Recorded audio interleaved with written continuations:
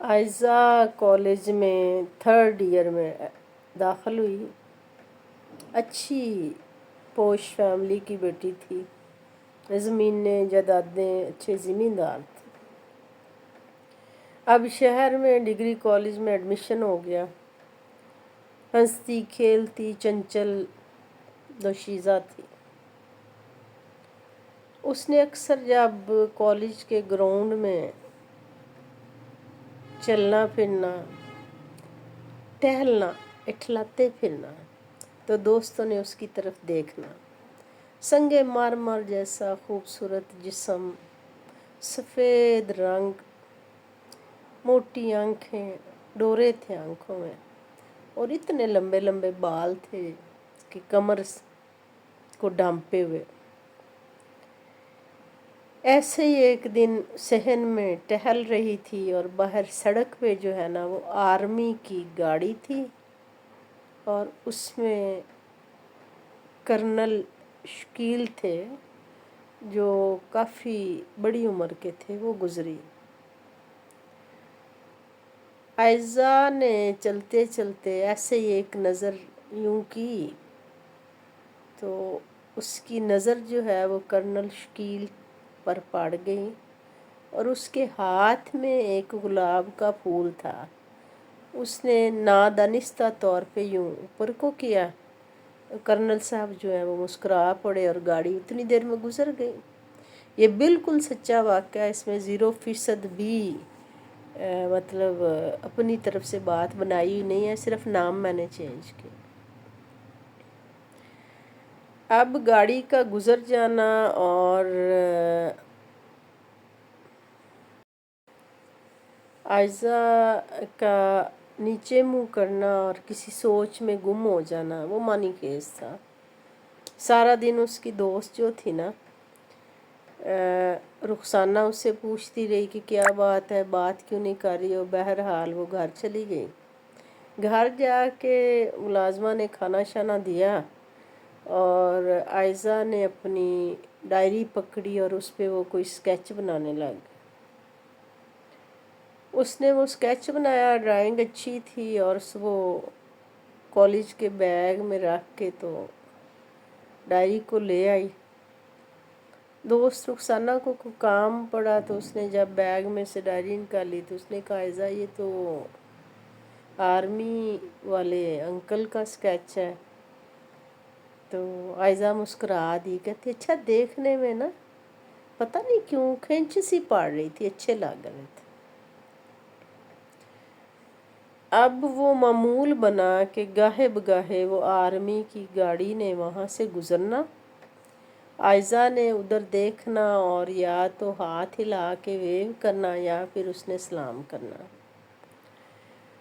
چلتے چلتے جسٹ دیکھنے تک بات نہ رہی، بات چلی رکا پھینکنے اور فون نمبر پھینکنے پہ. ایک دن اس نے ہمت کی اور اپنا سیل نمبر جو ہے نا وہ پھینک دیا. اب وہ کرنل شکیل نے اس کا سیل نمبر جو ہے وہ اٹھا لیا اور اس نے بھی جا کے جو ہے نا وہ اپنی طبیعت میں دیکھا کہ میرا کوئی رجحان ہے. انہوں نے کال کی تو وہ آئزہ نے اسے کہا کہ مجھے نہیں پتہ لیکن آپ کی گاڑی جب گزرتی ہے تو مجھے اچھا لگتا ہے اور آپ مجھے اچھے لگتے ہیں اور میں آپ میں مطلب انٹرسٹ لینے لگ گئی. کرنل شکیل کے پہلے بچے بھی تھے جو جوان تھے، بیوی تھی، اچھا گھر تھا، خوبصورت فیملی تھی.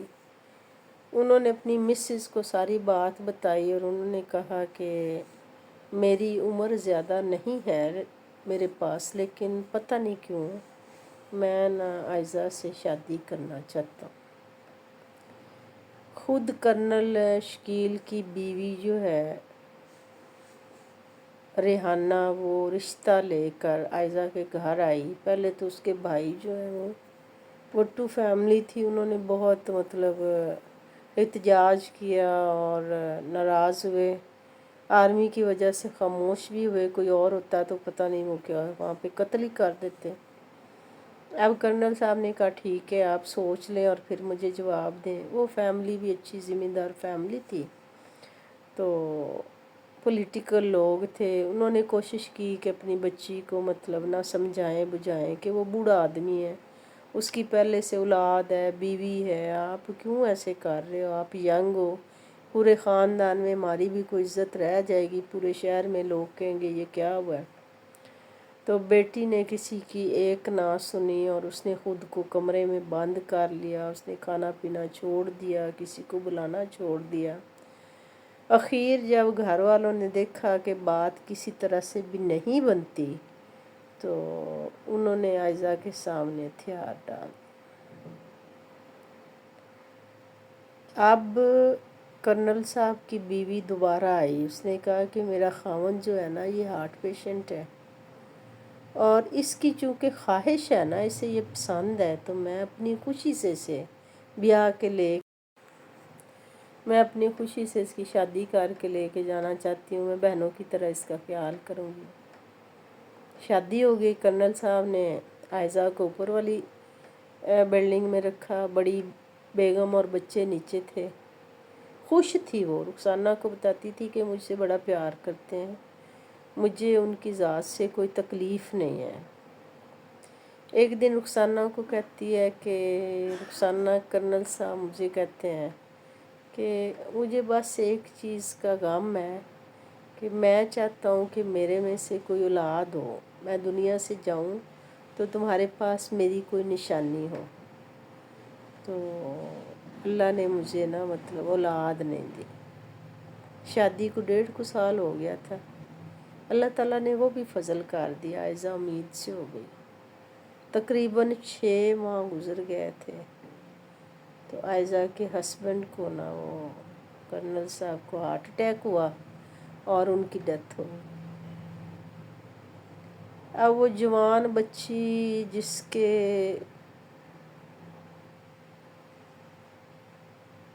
پسند کی شادی بھی تھی، میکے والوں سے بھی کہا تھا، لیکن سر کا خامند نہ رہا، اور بچے کے دنیا میں آنے میں ابھی 3 ماہ تھے۔ عدت بھی پوری ہونی تھی، جب تک وہ بچہ پیدا ہو جاتا پھر خیر پہلی بیوی نے اس کا بہت خیال رکھا، اللہ تعالیٰ نے چاند سا بیٹا دیا۔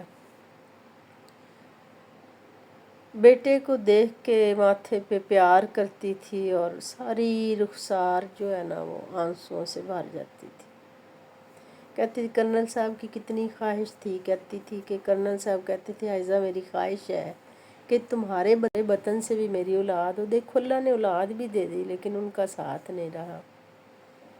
اب جب بچہ بھی ہو گیا، عدت بھی پوری ہو گئی، پھر اس کی پہلی بیوی نے بہت کوشش کی کہ عائزہ کرنل صاحب کی نشانی ہے، اس کے پاس بچہ ہے تو یہ میرے پاس ہی رہ جائے، لیکن پھر کیونکہ میکے والوں کے پاس کافی پیسہ روپیہ جائیدادیں تھیں، وہ گیا، انہوں نے کہا بیٹی جب آپ کی ضد تھی وہ ہم نے پوری کر دی، اب اللہ نے آپ کو بیٹا دیا ہوا ہے، خاوند نہیں ہے، تو آپ ہمارے ساتھ چلیں، ہم خود اس کی بھی پرورش کریں گے، آپ کا بھی دھیان رکھیں گے۔